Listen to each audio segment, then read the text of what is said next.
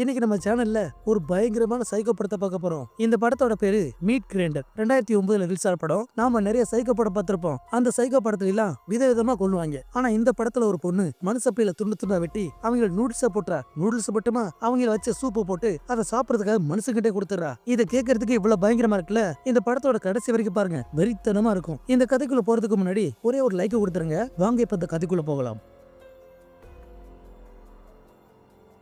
இந்த படத்தோட ஸ்டார்டிங் சீன்ல ஒரு பொண்ணை காட்டுறாங்க. அந்த பொண்ணு என்ன பண்றான்னா, ஒரு பக்கெட் ஃபுல்லா தண்ணி இருக்கு. இவன் அந்த தண்ணியை உத்து பாத்துட்டு இருப்பா. ஏன்னா இவ பார்க்க இவளோட சின்ன வயசு பிளாஸ் பார்க்கலாம் அப்படி வந்து போயிட்டு இருக்கும். இவ சின்ன பிள்ளையா இருக்கும்போது இவளுக்கு பயங்கரமான கொடுமை நடந்திருக்கு. அந்த கொடுமை எல்லாத்தையுமே இவன் நினைச்சு பார்த்துட்டு இருப்பா. ஏன்னா இந்த படத்துல நிறைய பிளாஸ் பார்க்க வரும். அது இப்பயே சொன்னா சத்தியமா உங்களுக்கு புரியாது. அதனால கடைசி வரைக்கும் வெயிட் பண்ணுங்க, அப்பதான் உங்களுக்கு கதை புரியும். இவன் அந்த ட்ரம்மை குனிஞ்சு பார்த்துட்டு இருக்கும்போதான் அது நேரம் பார்த்து இவளோட மக வர எட்டி பாக்குறா. இவளோட பேரு போவா. இவளுக்கு ஒரு 7 வயசு இருக்கும். இவளால சரியா நடக்க முடியாது. ஏன்னா ஒரு ஹேண்டிகேப்.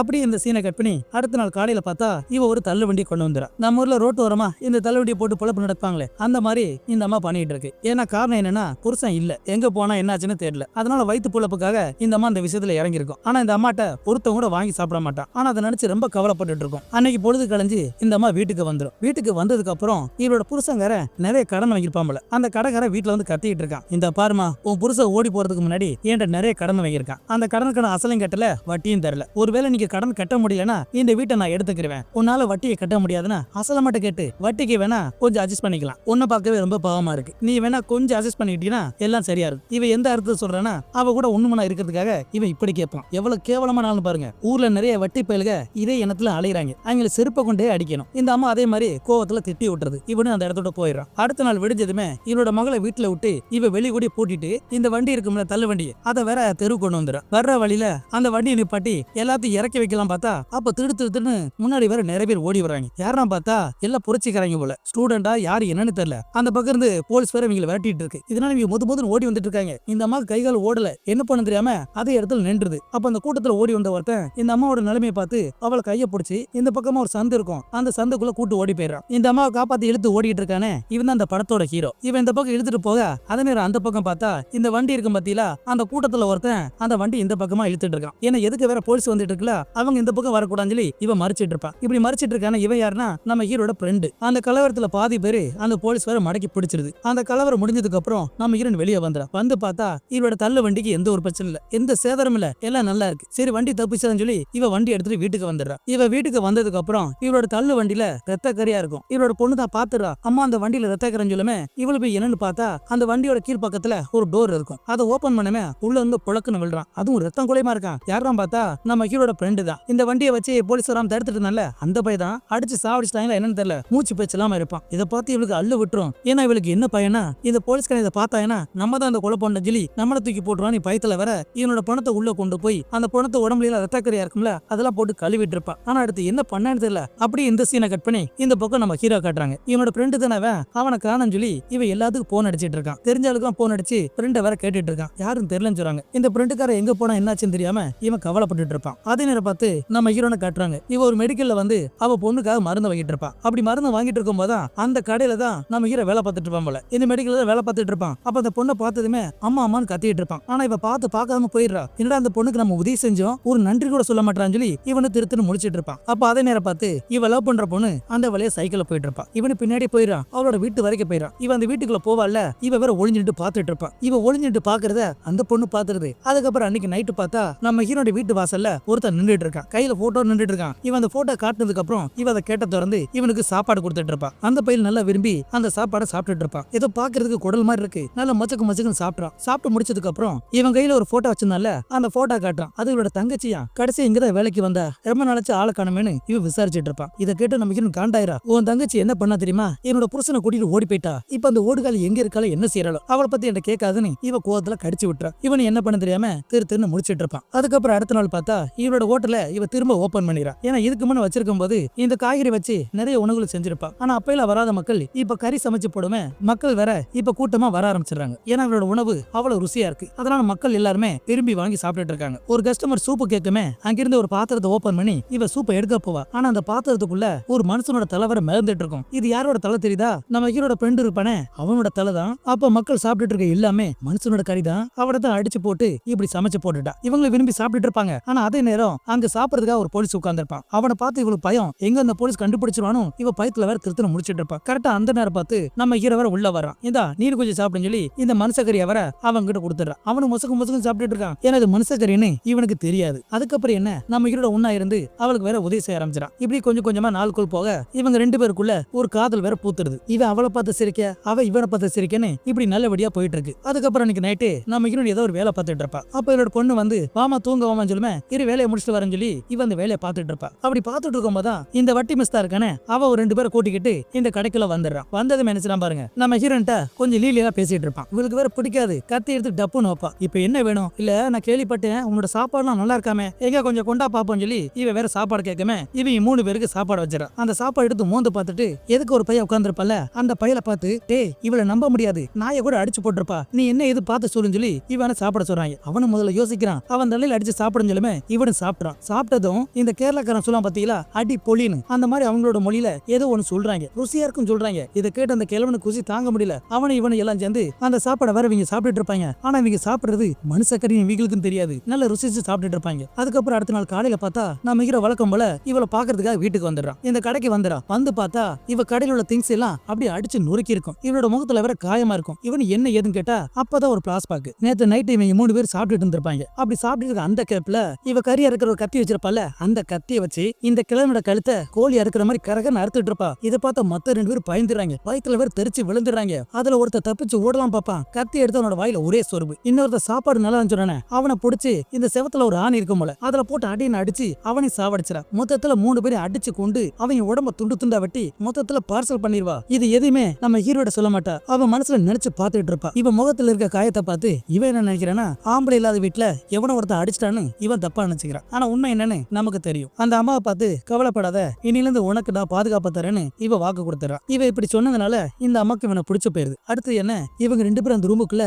ஒண்ணுமண்ணா இருப்பாங்க.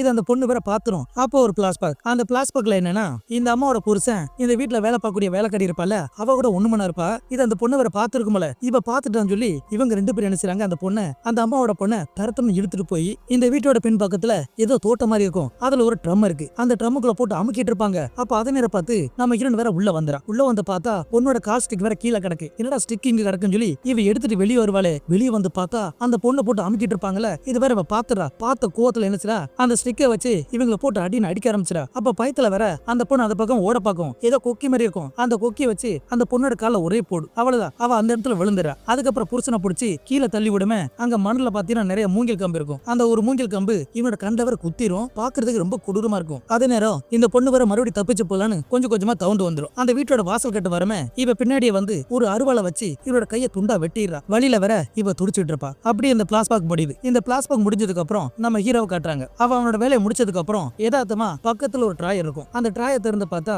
உள்ள நிறைய மருந்து இருக்கு. இந்த மருந்து யாருக்குன்னா அந்த அம்மாவோட பொண்ணுக்காக அந்த அம்மா வாங்கியிருக்கும். ஆனா இது வரைக்கும் அந்த பொண்ணை பார்த்தது நினைச்சு இவன் அந்த பொண்ணை வேற தேட ஆரம்பிச்சிடான். அப்படியே ஒவ்வொரு இடமா தேடி கடைசி அந்த வீட்டோட பின்பக்கம் வந்துறான். அந்த கொல்லப்புற வந்துறான். வந்து பார்த்தா அங்க ஒரு ட்ரம் இருக்கு. அந்த ட்ரம்மை திறந்து பார்த்தா இந்த அம்மாவோட பொண்ணு அதுக்குள்ள செத்து கிடக்கும். இதை பார்த்து இவன் மிரண்டு போயிறான். அதே நேரம் பார்த்து இந்த அம்மா வந்துரும். அப்ப இவளை பார்த்து உள்ள செத்து கிடக்கிறது யாருன்னு கேட்டா இவ அவளோட மகளோட பேரை சொல்லி அது என்னோட மக தான், ஆனா என் மக சாகல, அவ உயிரோட தான் இருக்கான்னு சொல்லி இவ பயங்கரமா அழுக ஆரம்பிச்சிடா. இதை பார்த்து இவன் புரிஞ்சுக்கிறான், நாம ஆரம்பத்துல இருந்து என்ன நினைச்சோம், அந்த பொண்ணு உயிரோட இருக்க மாதிரி தான் காட்டியிருந்தாங்க, ஆனா அது எல்லாம் பிரம்ம. ஆல்ரெடி இந்த பொண்ணு இறந்து போயிட்டா, ஆனா அது உயிரோட இருக்கிற மாதிரி இவளே கற்பனை பண்ணி இருந்திருக்கா. இது என்ன ட்விஸ்ட், இதை விட பயங்கரமான ட்விஸ்ட்லாம் இருக்கு. அதுக்கப்புறம் பார்த்தா இவங்க 2 பேருமே போலீஸ் வேற கூட்டு வந்துருது. சந்தேகத்தின் பேர்ல இவங்க 2 பேரும் கூட்டு வந்திருக்கும். அந்த போலீஸ் என்ன விசாரிக்கும்னா, இந்த அம்மாவோட புருஷனும் அந்த வேலைக்காரி தொலைஞ்சு போயிருப்பாங்கல்ல, அதை பத்தி என்னன்னு கேட்டுட்டு இருப்பாங்க. இவன் என்ன சொல்லுவான், அந்த அம்மாவோட புருஷன் ஓடி போனதுக்கு அப்புறம் இந்த அம்மா ஏதோ பைத்திய பிடிச்ச மாதிரி இருக்கு, வயிற்று பொழப்புக்காக இந்த அம்மா ஏதோ ஒரு ஹோட்டல் வச்சு பொழைச்சிட்டு இருக்குன்னு இவன் மாத்தி சொல்லிடுறான். அவங்க 2 பேருக்கு என்னாச்சுன்னு இவனுக்கு உண்மையே தெரியாது. அதுக்கப்புறம் இவன் போயிடுறான். இவன் போனதுக்கு அப்புறம் அந்த அம்மா கூப்பிட்டு விசாரிக்கிறாங்க. ஆனா அந்த அம்மா வாயை திறக்காது. இவங்களும் ஏகப்பட்ட கேள்வி கேட்கறாங்க. ஆனா ஒரு கேள்விக்குமே அந்த அம்மா பதில் சொல்லாது. அதுக்கப்புறம் அந்த 2 பேருக்கு என்னாச்சுன்னு தெரியல. இப்ப அதை காட்டுறாங்க. அவங்க 2 பேருமே அந்த வீட்டுக்குள்ள இழுத்துட்டு போய் அவங்களோட கையை கால கெட்டி போட்டு இந்த இரும்பு கம்பி இருக்கும்ல, அந்த கம்பி எடுத்து இவனோட வாயிலையும் அவளோட கழுத்தையும் குத்தி ரொம்ப பயங்கரமா சித்திரம் பண்ணி அவங்களை கொடூரமா கொன்னுருப்பா. இதை அவ நினைச்சு பார்த்துட்டு அப்படியே வீட்டுக்கு வந்துடா. ஏன்னா அவங்கள விட்டுறாங்க, ஏதோ பைத்திய பொழைச்சு போட்டுன்னு விட்டுறாங்க. இவ வீட்டுக்கு வந்ததுக்கு அப்புறம் அந்த ட்ரம்முக்குள்ள தலையை விட்டு இவ பழசையெல்லாம் நினைச்சு பாக்குற. படத்தோட ஆரம்பத்துல இருந்து இப்ப வரைக்கும் நிறைய பிளாஸ்பாக் வந்திருக்கும். அதுல முக்காசி உங்களுக்கு காட்டியிருக்க மாட்டேன். இப்ப அந்த பிளாஸ்பாக்லாம் சொல்றேன். இந்த அம்மா சின்ன பிள்ளையா இருக்கும்போது இவளுக்கு நிறைய கொடுமை நடந்திருக்கும். இது ஜெயில்ரூல்னால அந்த சீனை நான் காட்ட முடியாது. அப்படி காட்டிட்டா எனக்கு ஆப்பு வச்சிருவாங்க. அதனால அந்த கட்டத்தை விடுங்க. இவ கொஞ்சம் வளர்ந்து பெரியாளா இருப்பல்ல, அப்படி இருக்கும்போது இவளோட அம்மாக்கு 2வது தடவை கல்யாணம் முடிச்சிருக்கும். அவன் அவனுக்கு ஒரு பையன் பிறந்திருப்பான். முறைப்படி பார்த்தா அந்த பையன் இவளுக்கு தம்பி. ஆனா அந்த தம்பிக்கார என்ன பண்றானா தன்னோட அக்கானோட பார்க்காம அவளை வலுக்கட்டாயமா போர்ஸ் பண்ணி அவளை நாசம் பண்ணிட்டு இருப்பான். இவன் நாசம் பண்ணிட்டு இருக்க அதே நேரம் இவரோட அப்பா வந்து இவனை பிடிச்சி தள்ளி விட்டு இவன் ரேப் பண்ணிட்டு இருப்பான். அப்பன்னு மௌனம் சேர்ந்து அவளை வேற நாசம் பண்ணிட்டு இருப்பாங்க. இந்த கொடுமை எல்லாமே இவரோட அம்மாக்கு தெரியாது. நாட்கள் போக போக இந்த அம்மா கர்ப்பம் ஆயிரும். ஆனா அதை எல்லாத்தையும் மறைச்சு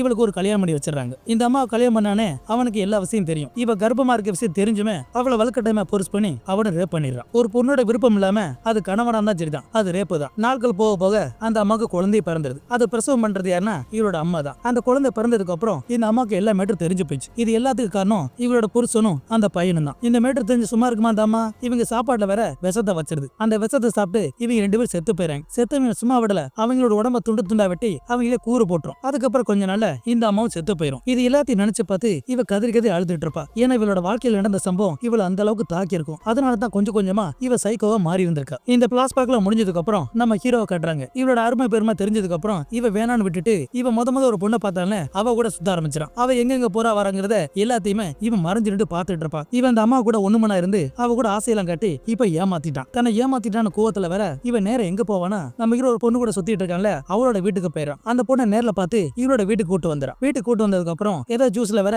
ஒரு மயக்க மருந்து கலந்து அவளுக்கு வேற கொடுத்துறா. இவள் அந்த ஜூஸை வாங்கி குடிச்சதுமே ஆளு மட்டையாரா. அதனீர் அந்த பக்கம் இவளை தேடி நம்ம ஹீரோ அவனோட வீட்டுக்கு வந்துடும். வீட்டுல வந்து விசாரிச்சா இந்த மாதிரி இந்த ஹோட்டல்காரி தான் அவளை கூட்டிட்டு போயிட்டான்னு சொல்லுமே இவனுக்கு தூக்கி போட்டுரும். ஏன்னா அந்த பொண்ணு ஒரு மெண்டல்னு இவனுக்கு நல்லா தெரியும். அதனால அவளுக்கு ஏதோ 1000 பயத்துல வேற இவன் வந்துட்டு இருப்பான். இதே நேரம் அந்த பக்கம் பார்த்தா அந்த பொண்ணு மயக்கத்துல முடிச்சு பார்க்கும்போது ஒரு கண்ணாடி பெட்டிக்குள்ள இருப்பா. ஆனா அந்த பெட்டிக்குள்ள ஃபுல்லா ஒரே ரத்தமா தான் இருக்கும். அந்த ரத்தத்துக்குள்ள ஏகப்பட்ட மனுஷனோட மண்டையில இருக்கும். இவ அப்பதான் ஒரு மண்டையை பாக்குறா. இவ யாரு தெரியுதா தங்கிச்சு தேடி ஒருத்த வந்திருப்பான்ல இவ தான் கூட்டிட்டு வந்து சாப்பாடுலாம் போட்டிருப்பாளே. அப்படி சாப்பாடு கொடுத்ததுக்கு அப்புறம் ஒரு பெரிய அருவாள் எடுத்து இவனோட காலையை துட்டா வெட்டி இருப்பா. அப்படி வெட்டினதுக்கு அப்புறம் இந்த மசாலா அரைக்கிறதுக்காக கடுகு பட்டை கிராம்பு இந்த மாதிரி ஐட்டம்லாம் இருக்கும்ல அதை எடுத்து அவனோட வாயில போட்டு குத்தி அவனை கொடூரமா கொன்னுடுறா. இவன் வெளியே போனா எல்லாத்தையும் சொல்லிடுவான்னு இவனை கொன்னாலா இல்ல அந்த பொண்ணோட அண்ணன் நினைச்சு கொன்னானது தெரியல. ஆனா மொத்தத்துல இவளுக்கு பிடிக்கலன்னு சரி அவங்களோட சோழியை முடிச்சு விட்டுருவா. இதெல்லாம் பார்த்து அந்த பொண்ணு வேற பயத்துல கத்திட்டு இருக்கும். இந்த பக்கம் இவளை காப்பாத்துறதுக்காக அவ வேற ஓடி வந்துட்டு இருப்பான். மறுபடியும் இந்த பக்கம் பார்த்தா அந்த பொண்ணு எப்படியே கஷ்டப்பட்டு அந்த கண்ணடியை விட்டு வெளியே வந்துடும். அப்படி வெளியே வந்ததுக்கு அப்புறம் அந்த இடத்துல சில பிணங்கள் இருக்கும். அந்த பிணத்தை பார்த்ததுமே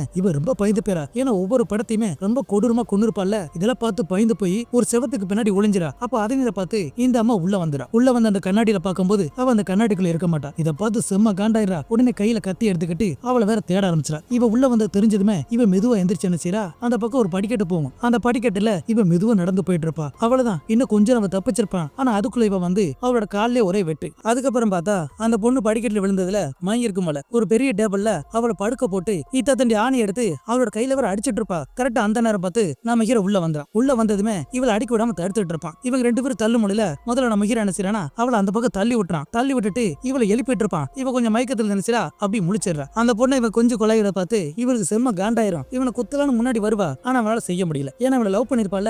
எங்க நம்ம இங்க இருந்து அவனை குத்தி கொண்டு பயத்துல வர இந்த வீட்டை விட்டு வெளியே ஓடி வந்துடுறா. கையில கத்தியோட அந்த தெரு ஓரமா ஓட ஆரம்பிச்சிடா. இவ உடம்பு முழுக்க ஒரே ரத்தமா இருக்கும். கையில வேற கத்தி வச்சிருப்பால. இதெல்லாம் பார்த்து பொதுமக்கள் ரொம்ப பயந்துறாங்க. பயத்துல அந்த பக்கம் இந்த பக்கம் ஓட ஆரம்பிச்சாங்க. இவ ஏதோ பைத்திய பிடிச்ச மாதிரி இவ பாட்ட ஓடி வந்துட்டு இருப்பா. இப்படியே ஓடி வந்தவ கடைசியா ரயிலோட பாலத்துக்கிட்ட வந்துடா. அந்த இடத்துல உட்காந்து அழுக ஆரம்பிச்சிடா. பின்னாடி நம்ம ஹீரோவர் ஓடி வந்துறான். என்ன இருந்தாலுமே இவள் காப்பாத்தணும்னு இவனை நினைக்கிறான். அதனால பக்கத்துல வரலாம் பாப்பா. ஆனா அவ கத்தி வச்சு மிரட்டிட்டு இருப்பா. என் பக்கத்துல வந்தா உன்னை குத்தி கொண்டுவனு இவ அழுதுகிட்டே கத்திட்டு இருப்பா. இவனு பயத்துல நிறுத்தி நின்றான். அதுக்கப்புறம் இவ வாழ்க்கையில் நடந்த மொத்த விஷயத்தை நினைச்சு பார்த்து இந்த வாழ்க்கையை வேணாம் நினைச்சு இவ அந்த பாலத்துக்குள்ள குதிச்சிடறா. அதுக்கப்புறம் இந்த போலீஸ்ல விஷயம் தெரிஞ்சு அவங்களும் வந்துடுறாங்க. வந்தது என்ன செய்றாங்கன்னா விடிய விடிய நைட்டு வரைக்கும் அவளை தேடிட்டு இருக்காங்க. தேடியுமே அந்த தண்ணிக்குள்ள அவளை காணும். அதுக்கப்புறம் நம்ம ஹீரோ பிடிச்சிட்டு போய் அவனை வேற விசாரிச்சுட்டு இருப்பாங்க. ஏன்னா அந்த அம்மா கூட கொஞ்ச நாள் பழைய இருப்பாங்க. அந்த சந்தேகத்துல இவனை பிடிச்சி விசாரிச்சுட்டு இருப்பாங்க. அந்த அம்மாவோட வீட்டுல நிறைய பணங்கள் இருக்கும்ல. அந்த பணத்தை வேற இந்த போலீஸ் வேற கைப்பற்றிடும். இதெல்லாம் கொண்டு போயிட்டு இருக்க அதோட இந்த படத்தை முடிக்கிற மாதிரி கொண்டு வராங்க. ஆனா கடைசியில ஒரு ட்விஸ்ட். இந்த அம்மா தண்ணிக்குள்ள குதிச்சுச்சுல. ஆனா செத்து போச்சு நினைச்சோம். ஆனா சாகல. அவ திரும்ப உயிரோட வந்து திரும்ப இவரோட வீட்டுக்கே வந்துடா. அப்ப எதுக்கு வர இவரோட அம்மா என்ன செய்யறானா இவரோட புருஷனை புள்ளையும் போட்டு அறுத்திருப்பால. இந்த காட்சி இந்த இடத்துல காட்டுறாங்க. இதுல இருந்து என்ன சொல்ல வராங்கன்னா முதல்ல இவரோட புள்ள தானே கண்ணுக்கு தெரிஞ்சு இப்ப இவரோட அம்மாவே கண்ணுக்கு தெரியுமா காட்டி இந்த படத்தை முடிச்சிடுறாங்க. இந்த படத்தோட கதை பிடிச்சிருந்தா மறக்காம லைக் பண்ணுங்க. அடுத்து இதே மாதிரி ஒரு தரமான படத்துல பார்க்கலாம். தேங்க்யூ.